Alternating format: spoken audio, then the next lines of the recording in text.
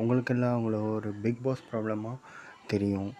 இனிய மாதிரி 90s கிட்ஸுக்கு அவங்க விஜய் கூட ஒரு படம் நடித்தாங்கன்னு தெரியும். அவங்க வந்து கொஞ்ச நாளைக்கு முன்னாடி ஒரு பிக் பாஸ் ஷோவை கலந்துக்கிட்டு ரொம்ப ப்ராப்ளமானாங்க. அதுக்கப்புறம் பீட்டர் ராஜ் அப்படிங்கிறவங்களையும் கல்யாணம் பண்ணிக்கிட்டாங்க.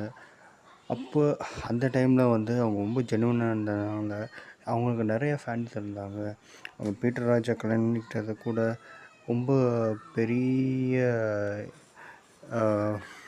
விழாவாக எடுத்து ஒரு கிறிஸ்தவ முறையில் கல்யாணம் பண்ணிக்கிட்டாங்க. அதுவும் ரொம்ப நல்லா இருந்துச்சு. ஆனால் அந்த பீட்டர் ராஜ் அதுக்கு கொஞ்ச நாட்கள்லேயே இறந்தும் போயிட்டார். இப்போ புதுசாக மாட்டியிருக்கிறது யார்? நம்ம மாஸ்டர்.